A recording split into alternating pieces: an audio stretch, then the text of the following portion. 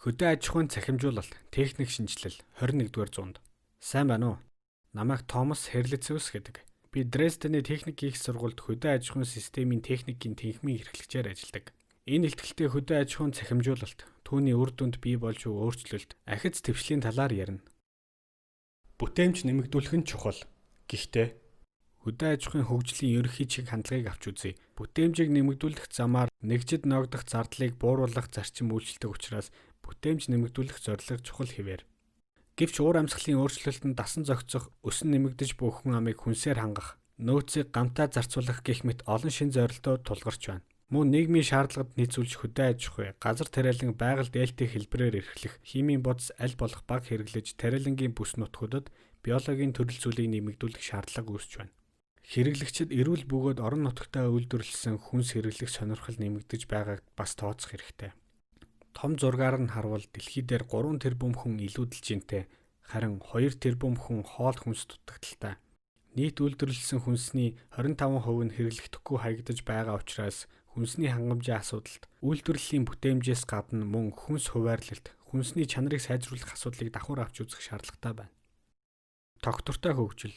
Хөдөө аж ахуйн салбарын цаашдын хөгжилд эдийн засаг, экологийн хоорондох тэнцвэрийг хадгалах, нийгэмд эерэг нөлөө үзүүлэх гэсэн 3 тулгуур бүхий тогтвортой хөгжлийн чиг хандлагыг баримтлана. Экосистемийг хөдөө аж ахуйн үйлдвэрлэл тогтвортой ашиглахын тулд мэдлэг тулгуурсан үйлдвэрлэлийн системийг хөгжүүлэх шаардлагатай байна. Одоогоор бид техник, бордоо, ургамал хамгааллын бодисын хүчээр ургас авч байна. Харин ирээдүйд байгалийн зүй зохицолд илүү нийцсэн байдлаар тариалан эрхэлдэг систем шилжинэ. Тогтвортой хөгжлийн шаардлагад нийцүүлэхийн тулд ус, эрчим хүч, агрохимийн бодисын хэрэглээг багасгах, хөрсний үржил шимийг сайжруулах, хөлөмжийн хийн ялгарлыг бууруулах зарчмыг баримтлана. Тэгвэл ийм нөхцөлийг эдийн засгийн хохирлгүйгээр яаж бий болгох вэ? Өөрчлөлтийг дагаж үүсэх нэмэлт зардлыг хэн төлөх вэ? Хөгжлийн чиг хандлага. Хөгжингүй орнуудад ажиглагдаж байгаа хандлага бол хэрэглэгчид нутаг орондоо үйлдвэрлэсэн эрүүл хүнсийг боломжийн үнээр авч хэрэглэхийг хүсэж байна. Мөн хөдөө аж ахуйг, мал амтан, байгальд ээлтэйгээр эрхлэхийг шаардаж байгаа юм. Энэ шаардлагад хөдөө аж ахуйн үйлдвэрлэлийг хэрхэн нийцүүлэх вэ? Энд хөгжлийн боломжит хувилбаруудыг харьцууллаа. Одоогийнхоороо цаашид үргэлжлүүлбэл саяын хэлсэн шаардлагад нийцэхгүй нь тодорхой. Дараагийн хувилбар нь бодлого, эрх зүйн зохицуулалтыг нэмэгдүүлэх. Герман улсад энэ чиглэлийг түлхүү баримталж үйлдвэрлэлд мөрдөгдөх норм, стандарт, хязгаарлалтуудыг төрөөс тогтоож өгөх замаар хөдөө аж ахуйн салбарт тогтвортой хөгжлийн хандлагыг хэвшүүлэхийг хичээж байна. Гэхдээ энэ хувилбарын дутагдал бол системийн өөрчлөлтөөс үүсэж буй нэмэлт зардлыг тариаланчид, фермерүүд төлөх болж байгаа юм. Ийм учраас дахиад өөр хувилбарыг эрэлхийлэх шаардлагатай. Бид асуудлыг олон талаас нь судалж үзсний эцэст хөдөө аж ахуйн шинжилгээг хүнсний хэрэглээний шинжилэлгүйгээр хийх боломжгүй гэсэн дүгнэлтэд хүрсэн. Өөрөөр хэлбэл бид хэрэглэгчдийн хүсээд байгаа эрүүл, чанартай хүнсийг орон нутагт нь үйлдвэрлээд өгье. Гэхдээ ийм хүнсийг тохирсон үнээр нь борлуулна гэдгийг эргээд хэрэглэгчид хүлээн зөвшөөрч үнийг нь төлөх ёстой. Энэ зарчмыг баримталж чадвал хөдөө аж ахуйн шинжилэл бүрэн утгаараа хэрэгжих нөхцөл бүрдэнэ. Өсөлт хязгаартай тулсны дараа яах вэ? Хөдөө аж ахуйн механикжуулалт өнөөг хүртэл ажлын бүтээмжийг нэмэгдүүлэхэд чиглэж ирсэн учраас техникийн овор хэмжээ, хүчин чадал нэмэгдсээр одоо хязгаартай тулах буюу хязгаараасаа давж бүрэн хүчин чадлаар нь ашиглах боломжгүй болж байгааг графикт дүрслэлээ. Хүчин чадлын илүүдлээс гадна орчин үеийн хөдөө аж ахуйн техникийн тохиргоо нь маш нарийсаж, ажиллагаа ихтэй болсон учраас практикт бүх тохиргоог нь тааруулж бүрэн хүчин чадлаар нь ажилуулах нь ховор. Тэгвэл цаашид ямар чиглэлийг баримтлах вэ? Төсөөлж болох эхний шийдэл нь төмөр хийцээс татгалзаж, холимог эслэг буюу хөнгөн жинтэй материалаар орлуулах. Үүний зэрэг зээгээр хүчин чадлын нягтралыг ихсгэж, өөрөөр хэлбэл бага уур жинтэй боловч өндөр хүчин чадалтай техник үйлдвэрлэх. Энэ хувилбарууд технологийн хувьд хэрэгжих боломжтой боловч өртөг ихтэй учраас эдийн засгийн үндэслэл муутай. Хүчин чадлын нягтралыг ихсгэхэд техникийн үн нэмэгдэж, тариаланчид худалдан авахд хүндрэлтэй, авсны дараа бас ашиглалтын зардал нь өндөр. Жинг багасгах зорилгоор төмөр хийцийг холимог эслэхээр орлуулахад өртөг нь мөн л 1.5-аас 2 дахин нэмэгдэх учраас тариаланчдад борлуулахад хүндрэлтэй. Хөдөө аж ахуйн механикжуулалтад цаашид баримтлах үндсэн чиглэл бол автоматжуулалт юм. Автоматжуулалт нь нэвтэрснээр техникийн жин оврыг дахин нэмэгдүүлэх шаардлагагүй болно. Автоматжуулалтын нэг чухал шийдэл бол өөрийгөө удирдах чадвартай ухаалаг төхөөрөмж болох роботын хэрэглээ юм.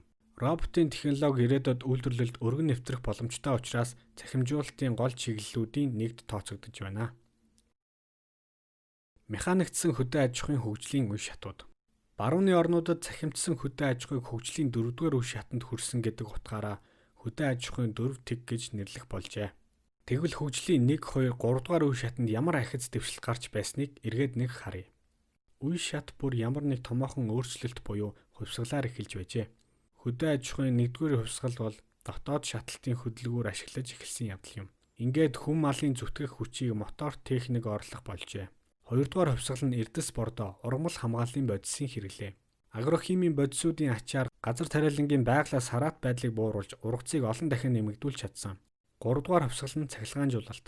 Цахилгаанжуулалт нь хөдөө аж ахуйн техникийн хүчин чадлыг нэмэгдүүлж гараар хийгдэх ажлуудыг эрс багасгасан. Өөрөөр хэлбэл автоматжуулалтын эхний үе шат юм. Одоо бид хөгжлийн 4 дахь үе шат болох цахимжуулалтын 90 үеийг туулж байна.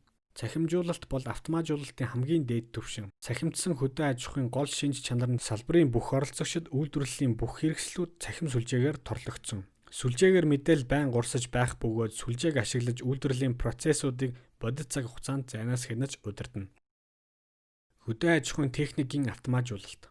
Газар тариалангийн механикжуулалтын ойрын ирээдүйн зорилт нь автоматжуулалтын түвшин нэмэгдүүлэхэд чиглэх тул энэ зорилтод нийцсэн овор багтаа ямар ч нөхцөлд ашиглаж болохоор уян хатан ажиллагаатай бөгөөд өөрийгөө тодорхой түвшинд удирдан залруудах чадвартай техникийн шийдлүүд үйлдвэрлэл түлхүү нэвтэрнэ.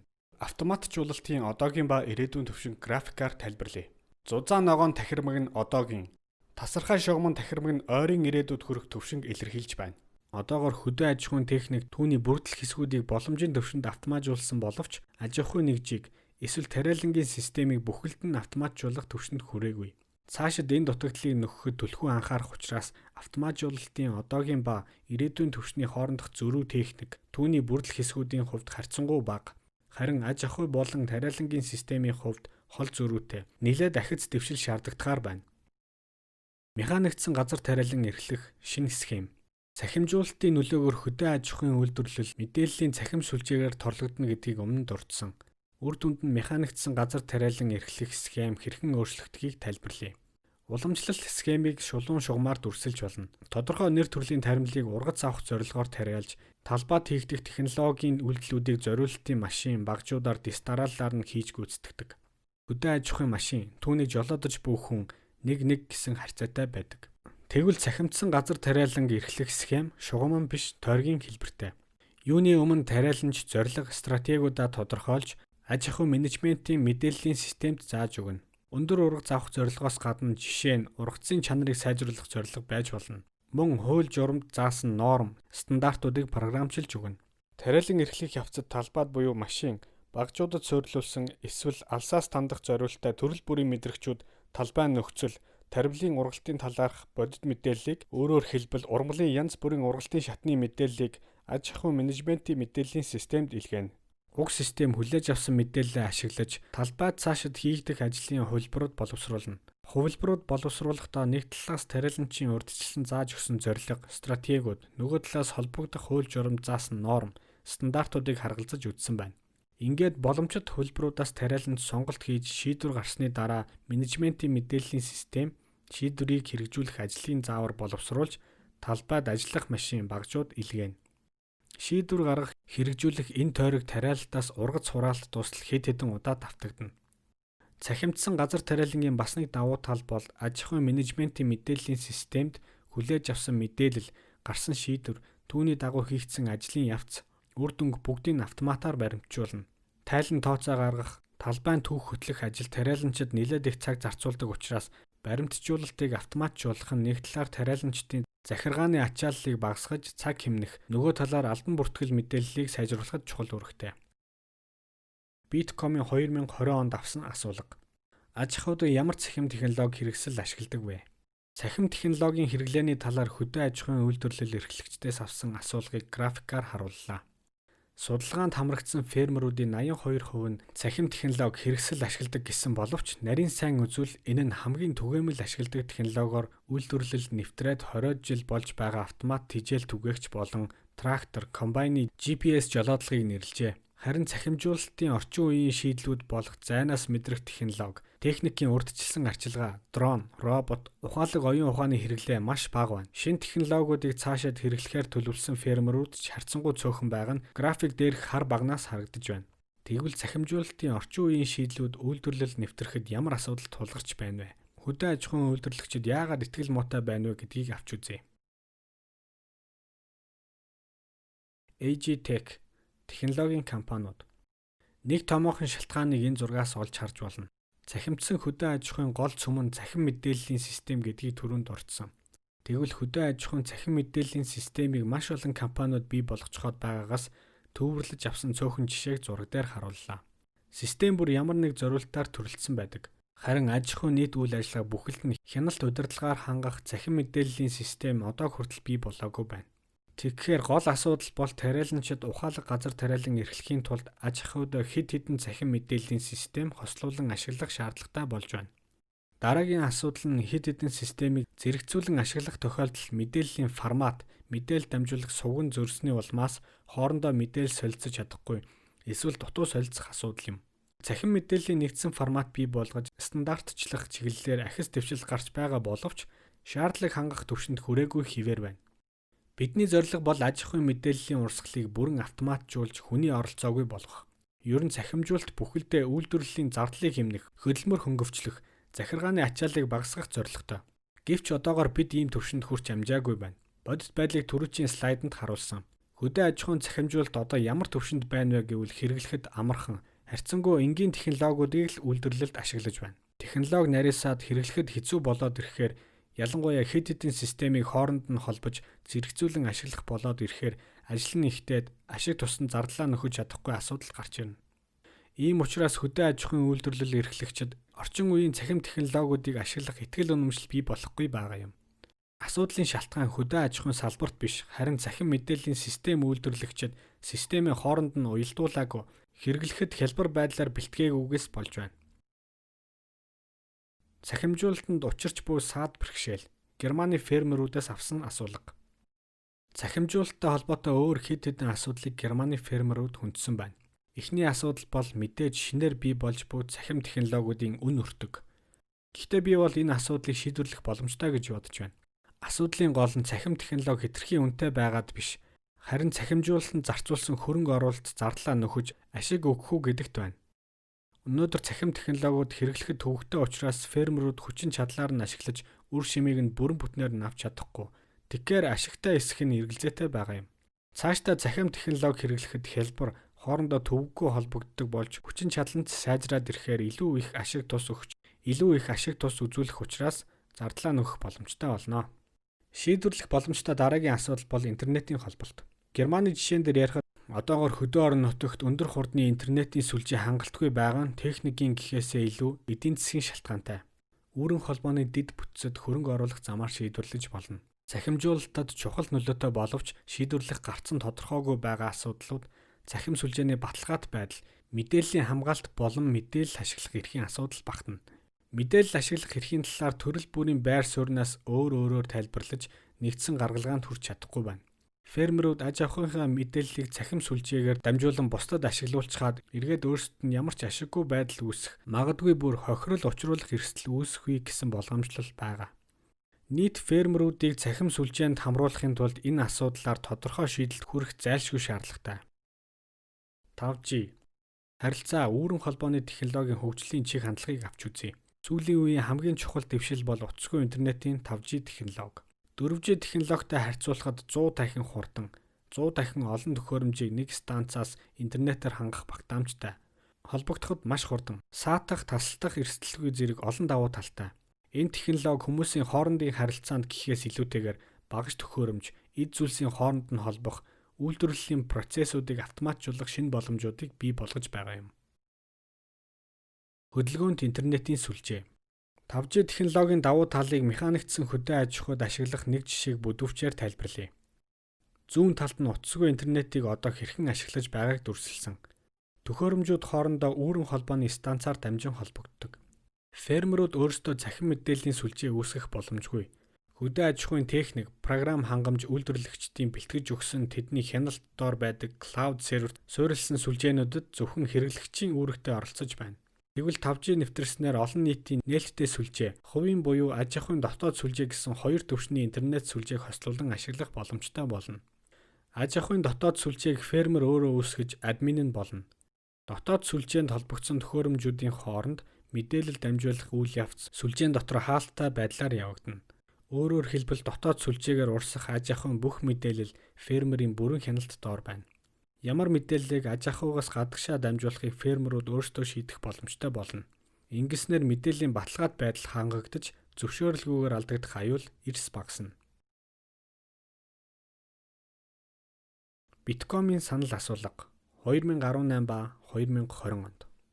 Цахимдсан ирээдүйг хөдөө аж ахуйн үйлдвэрлэл эрхлэгчид хэрхэн төсөөлж байгааг судлах зорилгоор 2018 болон 2020 онд хийгдсэн хоёр санал асуулгын дүнгээс үзвэл цахим технологиг хүлээн авах харьцангуй эерэг хандлага ажиглагдаж байна. Жишээлбэл талбайн роботууд, жолоочгүй хөдөө аж ахуйн техник зэрэг шинэ технологиуд 2030 он гэхэд үйлдвэрлэлд өргөнөөр нэвтэрсэн байна гэдэгт санал асуулгад хамрагдах стийн 3.1-ээс тал хүртэл хувь нь санал нэгджээ. Механикжуулалтын шин шийдлүүд. Цахимдсан газар тариаланд механикжуулалтын ямар шийдлүүд нийцэх, одоогийн газар тариалангийн техникээс ямар ялгаатай байх талаар товч тайлбарлая. Дэлгэцийн баруун доод талд одоо тариаланд ашиглагдаж байгаа хамгийн том, хамгийн хурдан, хамгийн өндөр хүчин чадалтай тракторын зураг байна. Харин зүүн доод талын зураг бол жолоочгүй трактор. Дээд талын зургуудад роботын технологид суурилсан шин загваруудыг харуулсан байна. Энэ шин загварууд овор хэмжээ багтаа байгааг та бүхэн анзаарч байгаа бах. Ерөнхийдөө цахимдсан газар тариалангийн механикжуулалтад ажлын бүтээмжийг том овортой нэг нэгжид ногдуулах биш, бага дунд оврын олон нэгжид хуваарлах, нэг жолооч ганцхан тракторыг биш, хэд хэдэн машин, багжуудыг удирдах зарчим үйлчилнэ. Эдийн засгийн хувьд хамгийн ашигтай хувилбар бол олон үйлдэлтэй угсраан талбай дээр шууд хийгддэг төхөөрөмжүүд. Жишээ болгож дээд талын игнэн зургийг нь тодотгож харуулсан хөрс боловсруулах Feldsch Farm роботыг танилцуулъя. Талбай роботын хөгжүүлэлт. Тариалангийн талбайд нэгдсэн удирдлага доор цуваагаар ажиллах роботууд бүтээх ажлын бүрдэл хэсгүүдийг инновацийн түвшин буюу шинэлэг байдал, нарийн төвөгтэй байдал гэсэн хоёр үзүүлэлтээр харьцуулсныг графикаар харууллаа. Хамгийн хэцүү даалгаврууд графикийн баруун дээд хэсэгт эрэмблэгдсэнийг харж байгаа бах. Энэ асуудлыг шийдвэрлэхэд нэлээд цаг хугацаа зарцуулна. Бидний одоогийн хөрсөн түвшин гавхгүй учраас 2030 он гэхээр газар тариалангийн роботыг өргөн хэрэглээнд нэвтрүүлнэ гэдэг зорилгыг биелүүлэхэд амаргүй л байх болов. Feldsch Farm. Төсөөлөл үү эсвэл бодит шийдэл үү? Хөрс боловсруулах Feldsch Farm роботын хувьд бүрдэл хэсгүүдийг нь хийж дуусгаад одоо угсрах шатандаа явж байна. Ирэх хавраас талбайн туршилтад гарна. Ажиллагааг нь анимац хэлбэрээр бэлтгэснийг та бүхэн харж байна. Энэ робот олон үйлдэлтэй, өөрөөр хэлбэл төрөл бүрийн чиргүүл дүүжин багжууд угсарч хөрс боловсруулах чадвартай. Одоо бид тракторт янз бүрийн багажнууд зүүж хөрс боловсруулалттай ажил гэж ойлгож болно. Гэхдээ хөрс боловсруулах багжууд ихэвчлэн 6, 9, 12 м ажлын өргөнтэй байдаг бол Feldsch Farm-ын ажлын өргөн 3 м. Их биеийн талбайн ямар ч нөхцөлд ажиллах өндөр ачаал даах чадвартай. Овор багтаа учраас талбайд хэд хэдэн робот цуваагаар ажиллана. Цувааг нийтдээ нэг хүн удирдана. Өөрөөр хэлбэл тракторын жолооч роботуудаа зэрэгцэн ажиллах явцдаа роботуудын цувааг кабиныхаа терминалаас удирдана. Feldsch Farm-ын бүтцийг макетн дээр тайлбарласан зургийг та бүхэн харж байна. Тракторын чирэх, дүүжлэх эд ангиудаас санаа авсан. Их биеийн өндөр ачаал даана. Харин ажлын багжууд нь ачаал даах чадвар багтаа учраас илэгдэл, эвдэрлээ сэргийлэх зорилгоор их биенээс тусдаа ажлын өмнө угсраад дараа нь буцаагаа салгадаг байхаар зохион бүтээсэн. Энэ салангад буюу бидний хэлдгээр модульт бүтцэн Feldsch Farm-ын техник эдийн засгийн гол давуу тал юм. Дүгнэлт. Эцэст нь дүгнэхэд хөдөө аж ахуйн механикжуулалтын цаашдын үндсэн чиглэл бол автоматжуулалт. Харин автоматжуулалтын дээд түвшин бол цахимжуулалт. Нэг машиныг нэг хүн удирдах зарчим цаашид өөрчлөгдөж талбайд цуваагаар ажиллах машин, багжуудыг бүхэлд нь нэг хүн удирдах зарчимд шилжинэ.